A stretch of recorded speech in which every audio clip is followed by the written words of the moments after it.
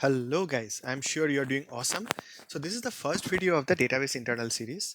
What we will do is we will do an extreme deep dive around the transaction and the ACID properties through the practical real life example. We are going to see how the application code runs for a given application scenario and how ACID properties are extremely essential for the real world system use cases. So let's start about the first and foremost idea in database, that is what is a transaction. So transaction, as you might already know, it is basically a logical unit of work. So the most important part over here is unit of work. So this is the most logical unit of work which is made up of one or more SQL statement. So suppose there are multiple SQL statements are there, like there is select star from a certain table, and like from table A, suppose. Okay. And then there is a update table A or table B set something something something we have. Okay. So this complete thing comes as a unit of the work or the transactions. And even if my business logic requires like 10 SQL statement or 100 SQL statement, from the database perspective, this is a single unit of work.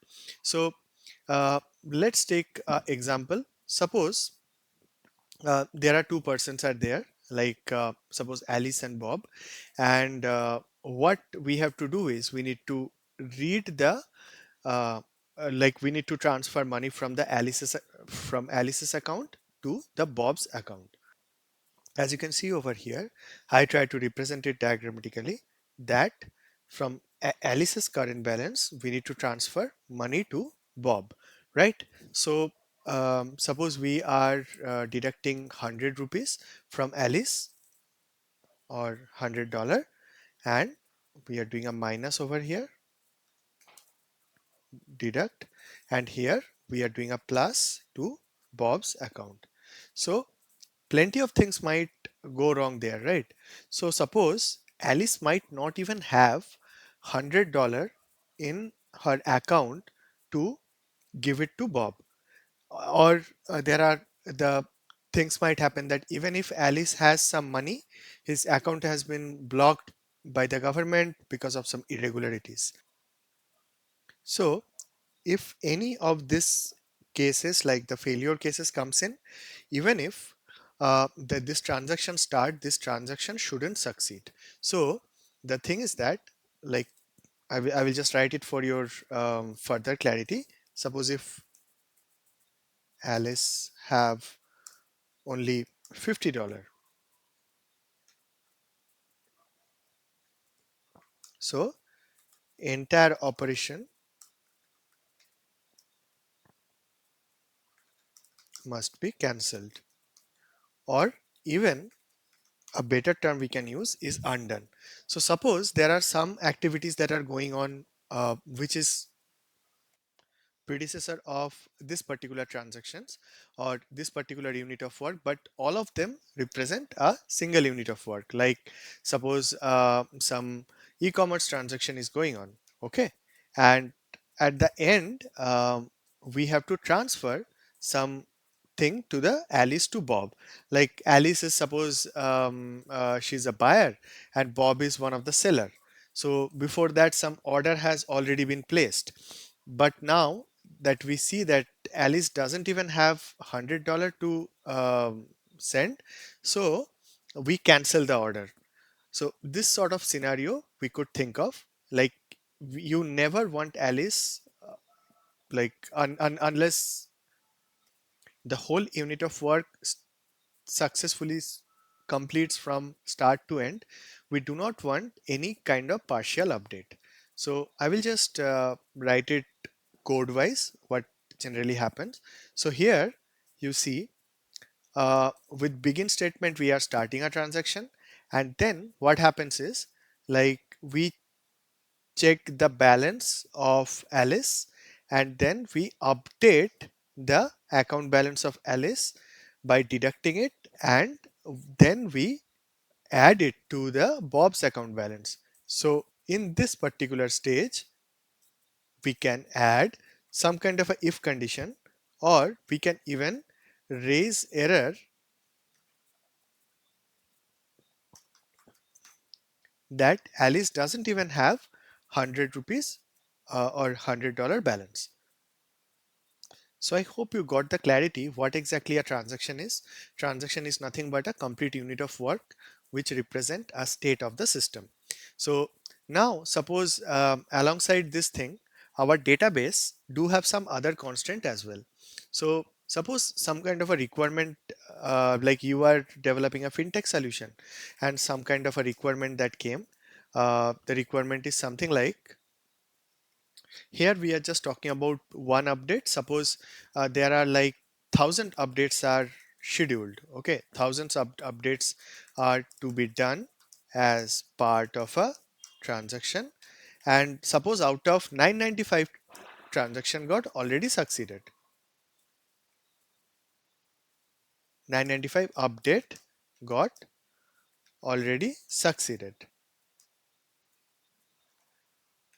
Now the 996 transaction raise an exception. So what would happen in that case? So just take a pause and think.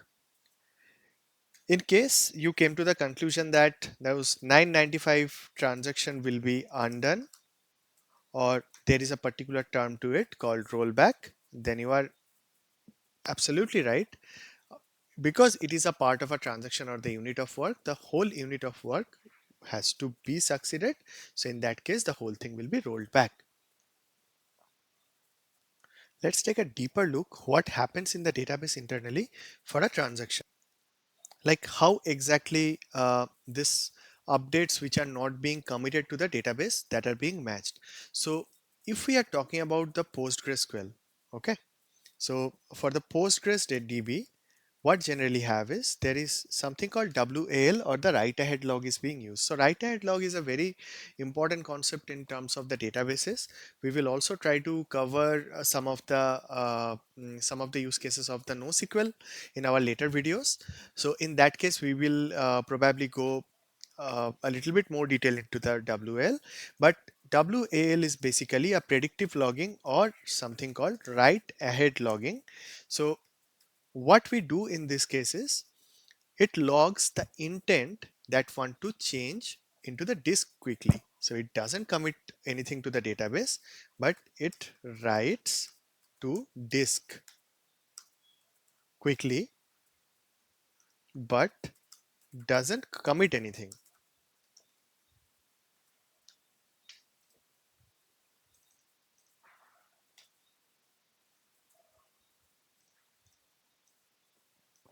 So what happens is, like, this particular log is being maintained, that what are the things that I want to do. For example, there are like we just took this example, right? There are 1,000 updates are there, and 995 update got already succeeded.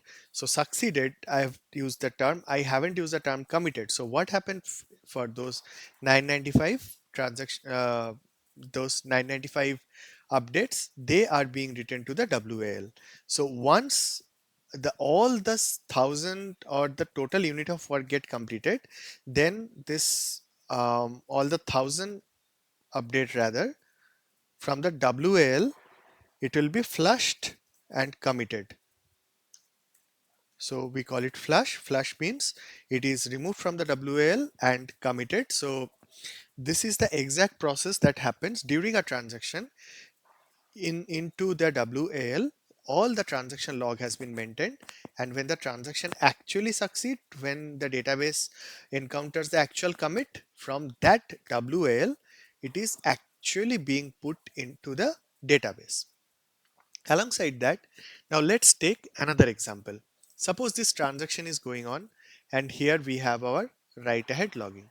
So what would happen, suppose at this stage, okay, here after this update happens for Bob, suppose the complete database crashes, okay, or rather we can say the complete system crashes. Database being hosted in a certain virtual machine instance, and that system com- totally crashes. Then what would happen? So you might think that like already two updates are being done now, the database will be in a problematic state.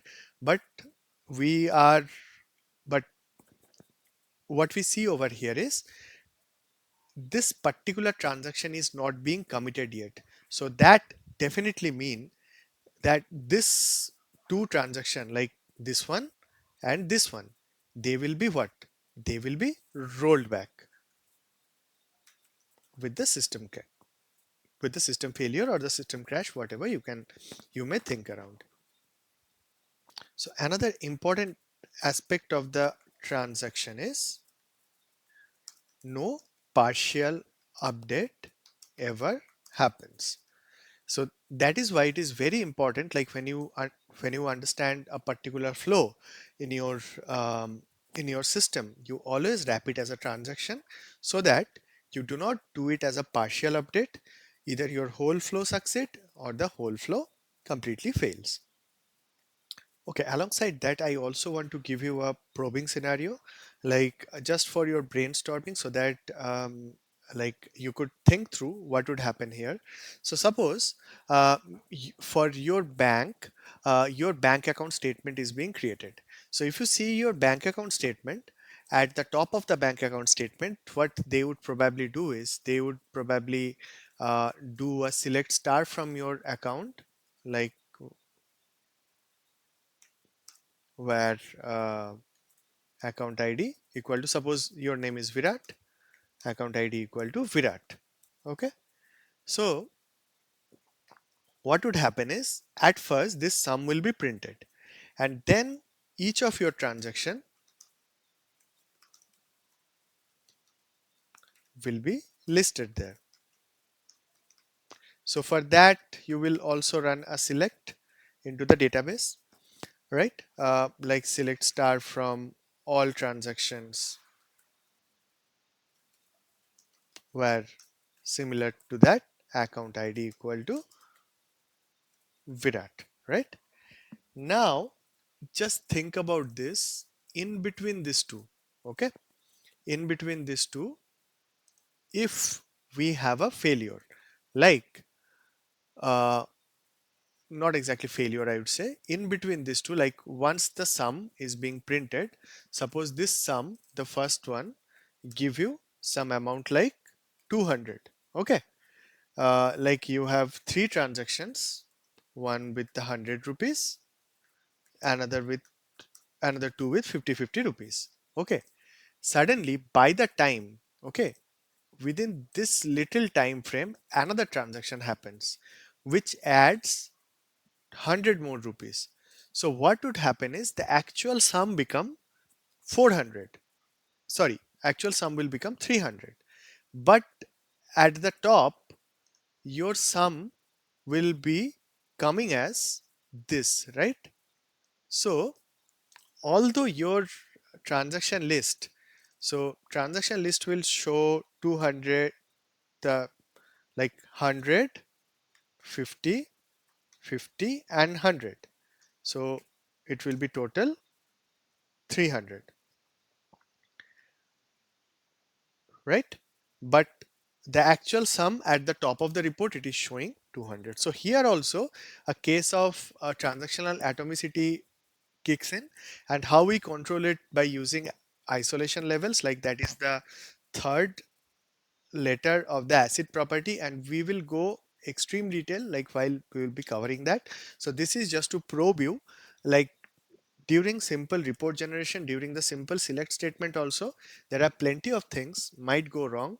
So we have to understand this properties of the actual acid properties of the transactions very well. So now let's dive into the first property of the transaction or the acid properties, that is atomicity. So to understand atomicity, let's take a use case. So imagine you are building a backend for a peer-to-peer payment app. Okay, like for example, take Cash App, or there are things like Venomo. Okay, so there, what we have to do is there is one user Virat. That particular user wants to send $100 to Rohit, and their account somehow looks like this at this very moment. Like Virat and Rohit, they have Virat have around $1,000 in his account, whereas Rohit have around $500. So can you tell me like what would be the each step for this? For example, my intention to probe you towards this is like, if this thing has to be done, what would be the step by step thing? So the first thing that you might be thinking that Virat, in Virat's account,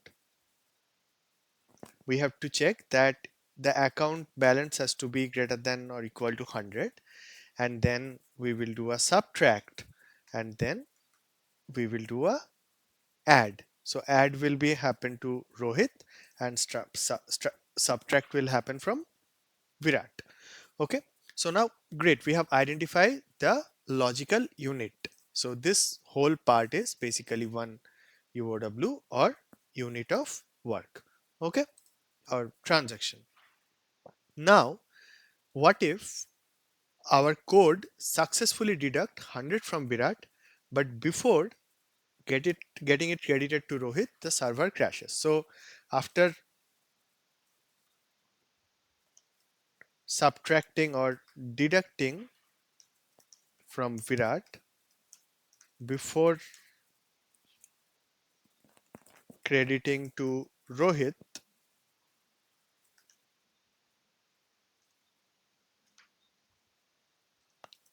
what would happen is, if the server crashes, now what would happen?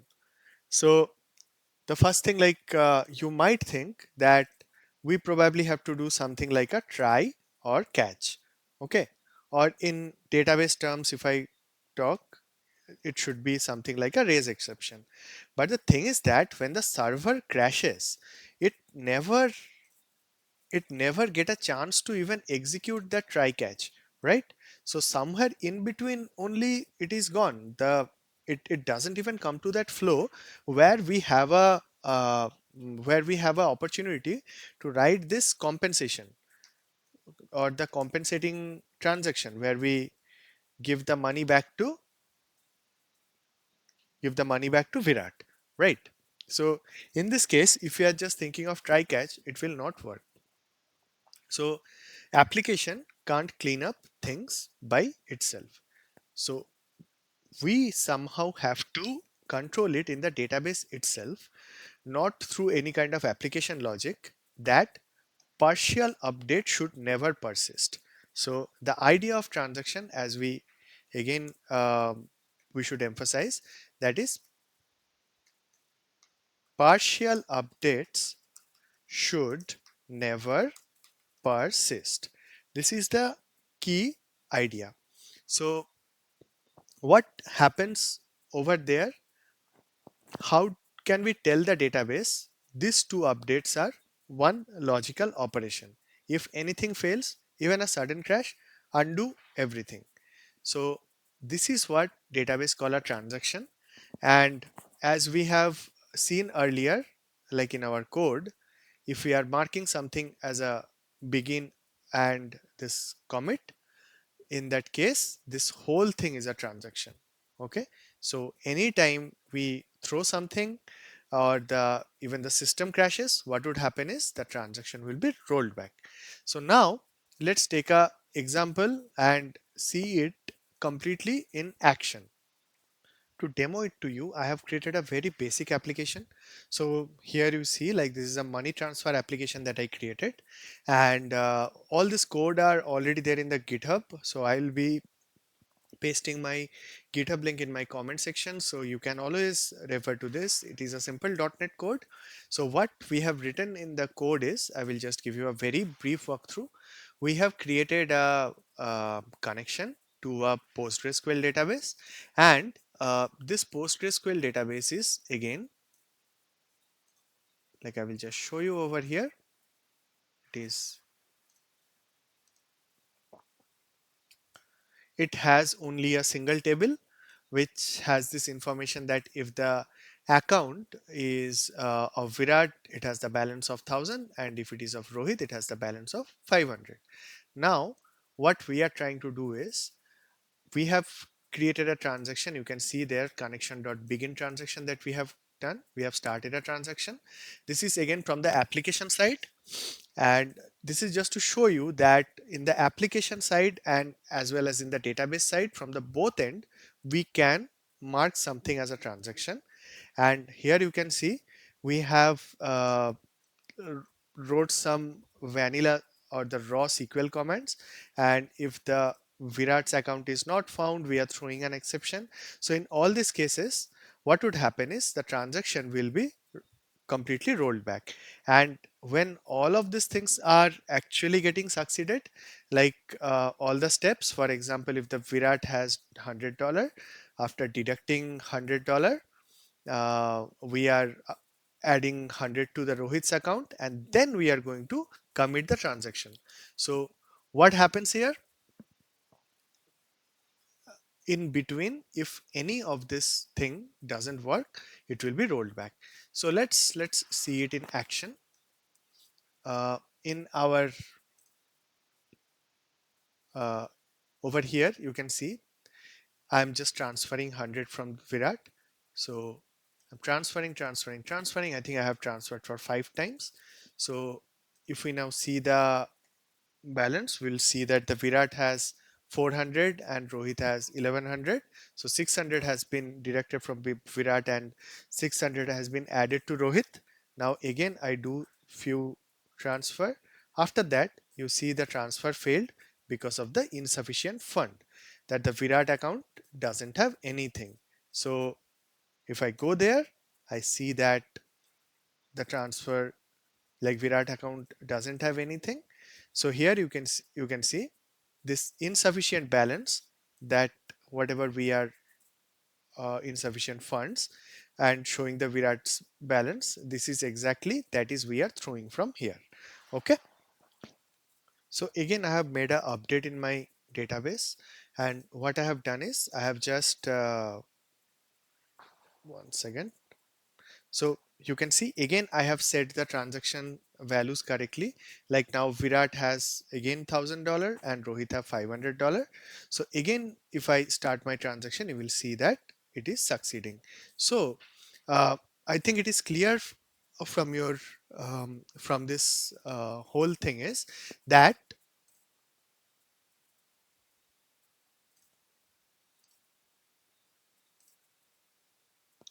any of the, for any transaction, if we are making sure that, or rather we can only make sure that all the things that would succeed, then only the transaction will be completed.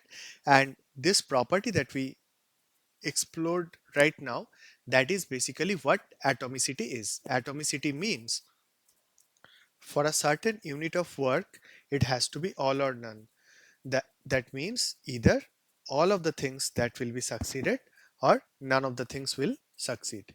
So that's the video for today, guys. This was a kind of a very introductory lessons around the transaction and the start of the acid property. So gradually we are going to cover consistency, isolation, and the durability in much more details with application based example. See you in my next video. Till then, stay awesome. Bye.